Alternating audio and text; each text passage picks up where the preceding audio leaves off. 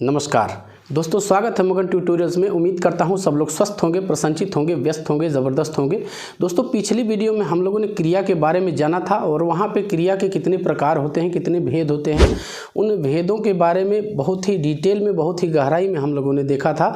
और मैंने वहीं पर आपसे बताया था कि इससे धातुओं से संबंधित जो क्रिया के मूल रूप होते हैं, धातुओं से संबंधित कुछ ऐसे पद हैं, कुछ ऐसे वर्गीकरण है, धातुओं के कुछ ऐसे रूप हैं जिन पे मैं अलग से वीडियो लाऊंगा और वहाँ पे हम लोग ये समझेंगे कि ये धातुएं कितने प्रकार की होती हैं, उनकी हम पहचान किस प्रकार से करेंगे, क्रिया के सामान्य रूप क्या होते हैं और धातुओं के सामान्य रूप क्या होते हैं।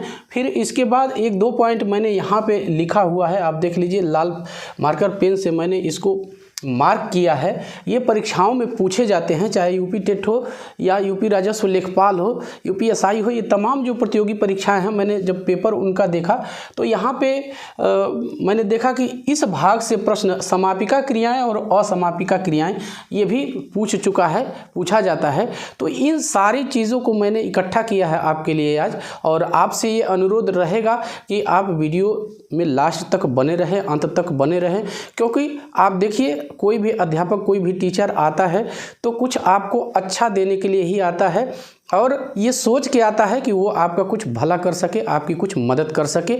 दोस्तों, एक चीज़ आपसे ये मैं ज़रूर कहूँगा कि आप कृपया कमेंट कीजिए, और मैं भी इंसान हूँ, मुझसे भी गलतियाँ हो सकती हैं।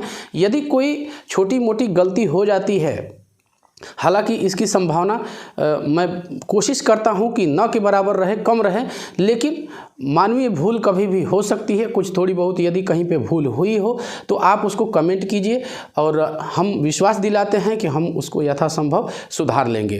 तो चलिए शुरू करते हैं आज का टॉपिक और देखते हैं सबसे पहले धातु है क्या। जैसे कि हम लोगों ने देखा था वहाँ पे पिछली वीडियो में, वहाँ पे भी मैंने बताया हुआ है। यदि आपने नहीं देखा है तो क्रिया के जो अन्य भाग है, जो क्रिया के अन्य प्रकार हैं, उनको जानने के लिए उस वीडियो को आप जाके देख सकते हैं। यहाँ आई बटन में भी आपको लिंक उसकी मिल जाएगी, तो वहाँ से भी आप क्लिक करके वीडियोस को जाके देख सकते हैं। यहीं पे आपको एक चीज़ और बता देता हूँ कि आप जो अन्य वीडियो हैं हिंदी से संबंधित, मैंने पहले ही कहा कि वीडियो में मैं ऐसी चीज़ें शामिल करने की कोशिश करता हूं जो आपको अधिक से अधिक मदद कर सके, जिससे आप अधिक से अधिक लाभान्वित हो सके। तो आप अन्य पिछली वीडियोस भी हैं, इस बैच से पहले की भी वीडियोस हैं, हिंदी की तमाम अच्छी वीडियोस हैं, तो उनको भी जाके एक बार ज़रूर देखिए, आपको बहुत मदद मिलेगी। दोस्तों, एक चीज़ आपसे और यही कहता हूँ कि आप अपनी तैयारी अभी से शुरू कर दीजिए। देखिए, ये खास करके कहें कि आप जिस अवस्था में चल रहे हैं उस अवस्था में मौज मस्ती भी एक चीज़ है, लेकिन आपको यहीं पे एक चीज़ मैं कहना चाहूँगा कि कोई भी चीज़ जब हद से ज़्यादा होती है तो वो नुकसानदायक होती है। आप लोग समझ रहे होंगे मैं क्या कहने की कोशिश कर रहा हूँ। वो भी ज़रूरी है, लेकिन एक सीमा में।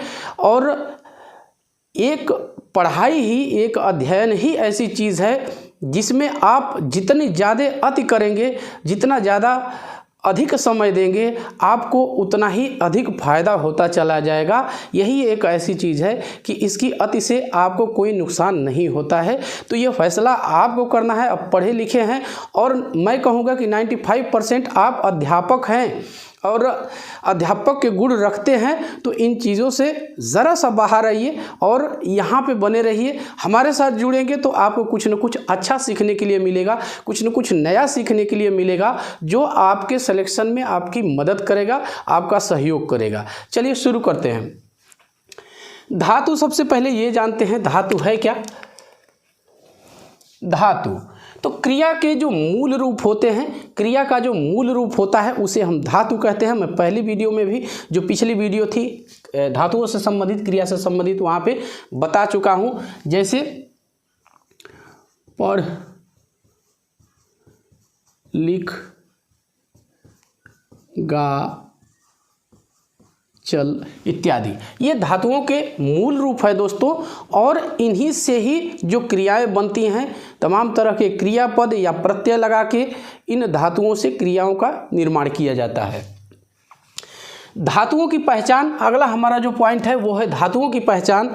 तो धातुओं की पहचान हम किस प्रकार से करेंगे, इसका एक बहुत सामान्य सा कहें कि तरीका है जिससे आप धातुओं की पहचान आसानी से कर सकते हैं। जैसे तू चल, ये एक प्रकार का सबसे सरल वाक्य है। यदि तू लगा करके और आगे की जो धातु है उसको लगाने के बाद एक सार्थक वाक्य बनता है तो आप समझ लीजिए कि वो धातु है, यानी क्रिया का मूल रूप है। तू चल, तू गा, तू लिख, ये इस तरह से हम देख रहे हैं। तू लिखना, तू गाना, तू चलना, इस तरह से ये वाक्य अशुद्ध हो जाएगा। लेकिन तू चल, तू गा, तू लिख, इस तरह से यदि वाक्य सार्थक वाक्य बन जाता है तो आप वहाँ पे समझ जाएंगे कि ये जो है मूल धातु है। चल, गा, लिख इत्यादि ये मूल धातुएं हैं। तो धातुओं की पहचान आप समझ गए। आगे इसमें है क्रिया के सामान्य रूप। दोस्तों पिछली वीडियो में भी इस पे चर्चा हमने किया था, लेकिन यहाँ पे चूंकि हम धातु के संदर्भ में बातचीत कर रहे हैं इसलिए उसी संदर्भ में हम लोग यहाँ पे उसके संदर्भ में भी इस चीज़ की हम लोग यहाँ पे व्याख्या करेंगे, इस चीज़ का विवरण देखेंगे। सामान्य रूप, क्रिया का सामान्य रूप, मूल धातु में ना प्रत्यय लगा करके जो धातुओं का नया रूप बनता है उसी को धातु का जो है सामान्य रूप कहते हैं। जैसे चल है, इसमें ना जोड़ दिया तो ये बन जाएगा चलना। खा है, उसमें ना जोड़ेंगे खाना। इस तरह से ना प्रत्यय जोड़ के जो है धातुओं का क्रिया के जो है सामान्य रूप बनाया जाता है। इसी प्रकार से अब यहाँ पे एक मैंने यहाँ पे हेडिंग दिया हुआ है धातु के रूप। ये धातुओं के रूप है, पढ़ देता हूँ नाम एक एक करके। सामान्य धातु, व्युत्पन्न धातु, नाम धातु, सम्मिश्र धातु और अनुकरणात्मक धातु। ये 5 प्रकार की धातुएं होती हैं। ये 5 धातुओं के रूप होते हैं। बारी बारी से इनको देखते हैं कि क्या है ये, इनके अंतर्गत क्या क्या चीज़ें आती हैं। सामान्य धातु, जैसा कि ऊपर भी हमने यहाँ पे बातचीत किया कि जब मूल धातु में ना प्रत्यय लगा करके उसको क्रिया का रूप दिया जाता है तो वो बनता है सामान्य धातु। यानी सोना, पढ़ना, जाना, आना इत्यादि। समझ गए होंगे। बहुत छोटा, बहुत थोड़ा सा समय आपका लूँगा और इन थोड़े समय में ही हम अधिक से अधिक चीज़ें समझ पाएंगे। और जैसा कि मैं अपने हर वीडियो में कहता हूँ कि आप अध्ययन पे अपने फोकस कीजिए, अध्ययन कीजिए, आपको बहुत लाभ होगा। व्युत्पन्न धातु, सामान्य धातु में प्रत्यय लगाकर ये बनती है। सामान्य धातुओं में जब प्रत्यय लगा के धातुएं बनाई जाती हैं तो वहाँ पे होता है सामान्य व्युत्पन्न धातु। जब सामान्य धातुओं में प्रत्यय लगा के, अभी क्या कर रहे थे, मूल धातुओं में ना प्रत्यय लगा करके सामान्य धातु बना रहे थे। अब सामान्य धातु में जब फिर से प्रत्यय लगाएंगे तो वहाँ पे व्युत्पन्न धातु हो जाएगी। समझ रहे होंगे। जैसे यहाँ पे मैंने एक उदाहरण लिखा है देना, तो इसमें दिलाना, दिलवाना, खाना है तो खिलाना, खिलवाना, इस तरह से अन्य क्रियाएं बनती जाएंगी। तो व्युत्पन्न धातु हो गई। तीसरा हमारा है नाम धातु। इसके बारे में भी हमने पिछली वीडियो में देखा था। जैसे संज्ञा, सर्वनाम और विशेषण में प्रत्यय लगा करके, ना प्रत्यय लगा करके या अन्य तरह से जो क्रियाएं बनाई जाती हैं उन्हीं को हम लोग कहते हैं नाम धातु। जैसे लालच है, जानते हैं आप, ये संज्ञा शब्द है एक, इससे ललचाना बन जाएगा। शर्म है, शर्माना, चिकना, चिकनाना, इस तरह से संज्ञा, सर्वनाम और विशेषण में जो प्रत्यय लगा करके धातुओं का निर्माण किया जाता है, क्रियाओं का निर्माण किया जाता है, तो वहाँ पे होती है नाम धातु। सम्मिश्र धातु, यहाँ पे ध्यान दीजिएगा, यहाँ पे 3 शब्द मैंने लिखा है। संज्ञा, विशेषण और क्रिया विशेषण में करना या होना क्रियापद जोड़ा जाता है। ध्यान दीजिएगा दोस्तों, करना या होना क्रियापद जोड़ करके जो क्रियाएं बनाई जाती हैं उन्हीं को हम लोग कहते हैं सम्मिश्र धातु। जैसे यहाँ पे देख लीजिए, काम करना, उत्तम होना, यहाँ पे देख लीजिए करना जोड़ा गया है, करना जोड़ा गया है, यहाँ पे उत्तम होना, भाग जाना, हत्या होना, इस तरह से जो क्रियाएं बनाई जाती हैं क्रियापद जोड़ के, होना या करना क्रियापद जोड़ करके जो क्रियाएं बनाई जाती हैं वो सम्मिश्र धातु के अंतर्गत आती हैं। इसी प्रकार से हमारा अगला है अनुकरणात्मक धातु। यहाँ पे ध्वनियों के अनुरूप धातुओं का निर्माण किया जाता है। ध्वनियों के अनुरूप, जैसे खटखट है तो खटखटाना बन जाएगा, भिन भिन है तो भिन भिनाना बन जाएगा, हिन हिन है तो हिन हिनाना बन जाएगा, टन है तो टनटनाना बन जाएगा। आप जितना ज़्यादा पढ़ेंगे उतना ज़्यादा आप इस तरह के शब्द बना पाएंगे। यानी ध्वनियों का अनुकरण करते हैं, एक तरह से राइम्स कह लें, राइम्स के आधार पे ये जो है शब्द बनते हैं, क्रियापद बनते हैं, तो इन्हीं को कहते हैं अनुकरणात्मक धातु। तो हमने अब तक ये जाना सामान्य धातु, व्युत्पन्न धातु, नाम धातु, सम्मिश्र धातु और अनुकरणात्मक धातु। अब यहाँ पे स्टार मार्क करके मैंने दो चीज़ें लिखी हुई हैं, आप देख सकते हैं, समापिका क्रियाएं और असमापिका क्रियाएं। समापिका क्रिया क्या है दोस्तों, जैसा कि मैं पहले ही वीडियो के शुरू में आपको कह रहा था कि इससे प्रश्न आते हैं, पूछे गए हैं, आप उठा के देखिएगा मॉडल पेपर।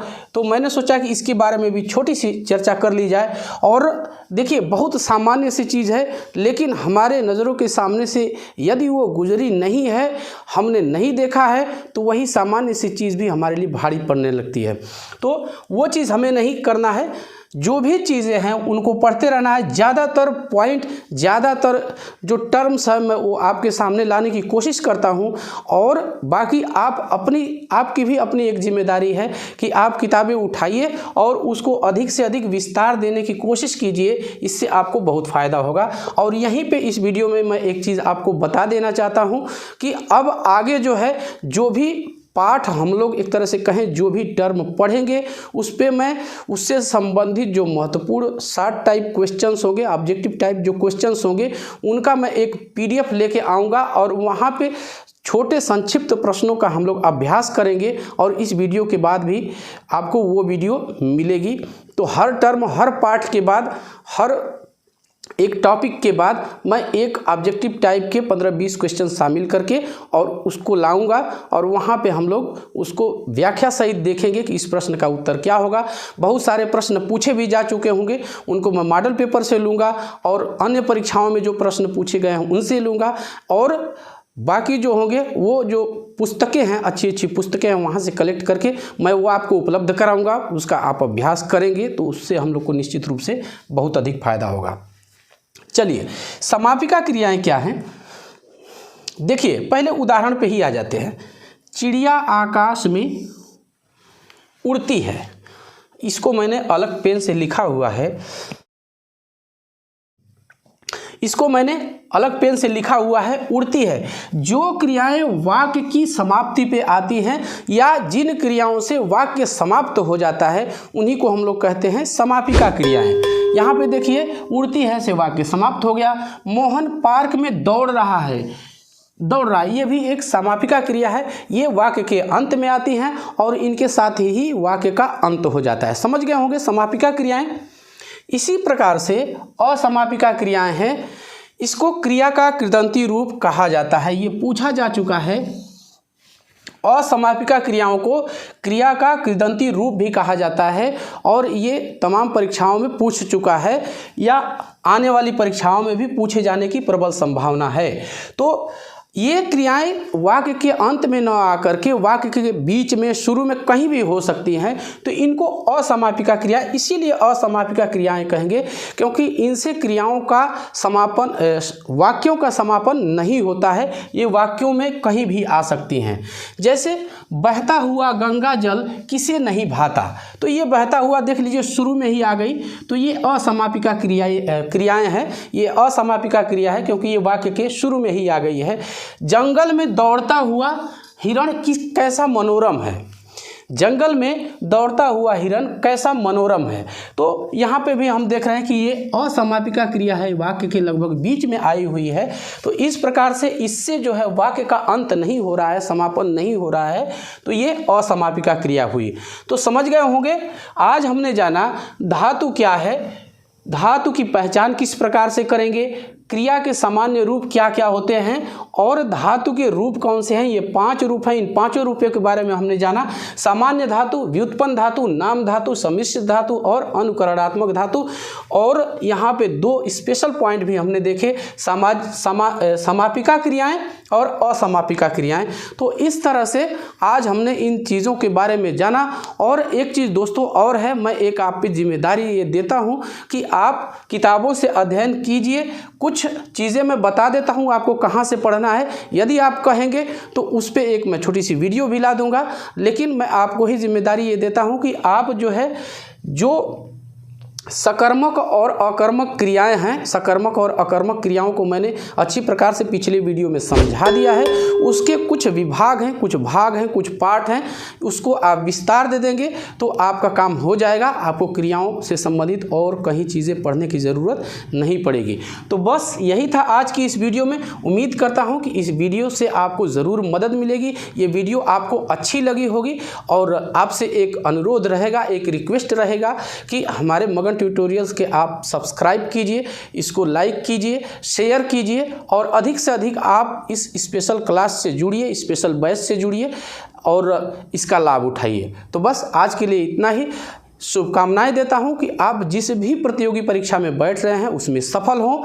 इन्हीं शुभकामनाओं सहित आज की क्लास में समाप्त करता हूं। नमस्कार।